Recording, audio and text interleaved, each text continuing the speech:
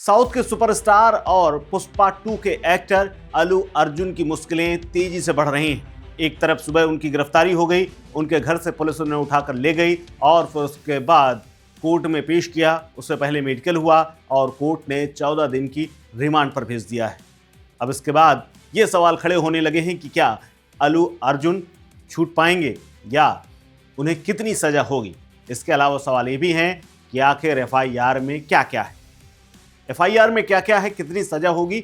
ये जानने से पहले आपको बताते हैं कि कैसे ये पूरा घटनाक्रम हुआ। दरअसल 4 दिसंबर को हैदराबाद में पुष्पा 2 का प्रीमियर रखा गया था। इस दौरान जब अल्लू अर्जुन भीड़ में आए तो भीड़ को किनारे करने के लिए प्रयास किए गए। इसी दौरान धक्का मुक्की हुई, भगदड़ मची। एक महिला जो कि अपने बच्चे के साथ आई हुई थी, उसकी भगदड़ के दौरान मौत हो गई। बच्चा बुरी तरह घायल हो गया, उसको अस्पताल में भर्ती कराया गया। बाद में उसके पति की तरफ से दिए गए एप्लीकेशन के बाद सिनेमा हॉल यानी संध्या सिनेमा हॉल के प्रबंधन और अल्लू अर्जुन के खिलाफ मुकदमा दर्ज किया गया। दोनों का नाम एफआईआर में डाला गया। इस घटना में 35 साल की महिला की मौत हुई थी। उसका 9 साल का बेटा भी था जिसका दम घुटते घुटते बचा था और उसे अस्पताल में भर्ती कराया गया था, जिसका इलाज जारी है। इसके बाद उनके खिलाफ एफआईआर दर्ज हुई और इस एफआईआर के आधार पर ही अल्लू अर्जुन को गिरफ्तार किया गया है।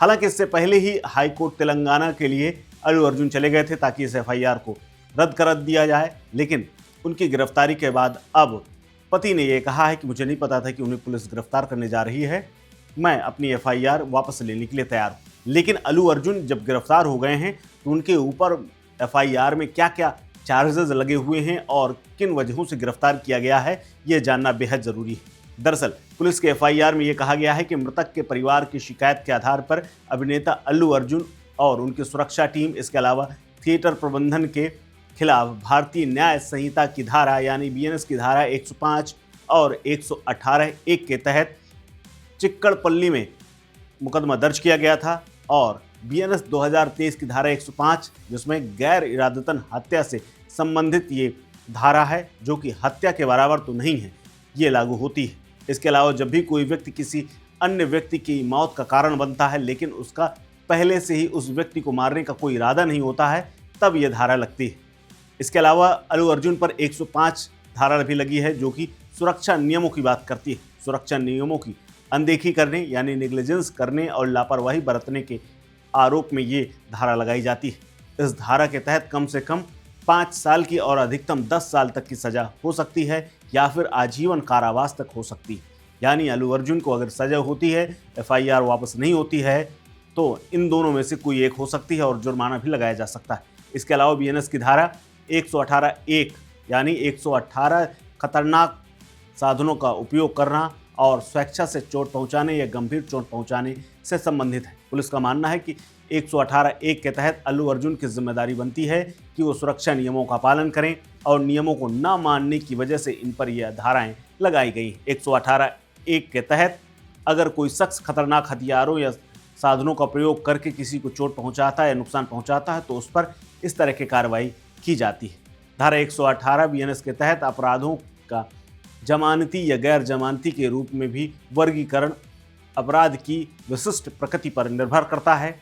यानी धारा 118(1) बीएनएस को गैर जमानती अपराध के रूप में वर्गीकृत किया जाता है तो अभियुक्त को जमानत का स्वतः अधिकार नहीं है। अदालत को निर्णय लेने से पहले अभियोजन की दलीलों को सुनना होता है, उन पर विचार करना होता है। इसके तहत ही दोषी पाए जाने के बाद 3 साल या फिर उसके बाद 20,000 तक का जुर्माना या दोनों लगाया जा सकता है या दोनों से दंडित किया जा सकता है।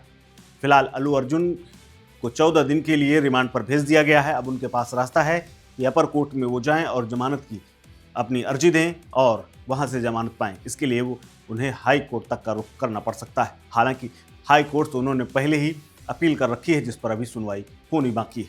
अब देखना है ये मामला कहां तक जाता है और अल्लू अर्जुन जेल से बाहर कब आते हैं। इस खबर में फिलहाल इतना ही। अपडेट्स के लिए बने रहिए वन इंडिया हिंदी के साथ। नमस्कार।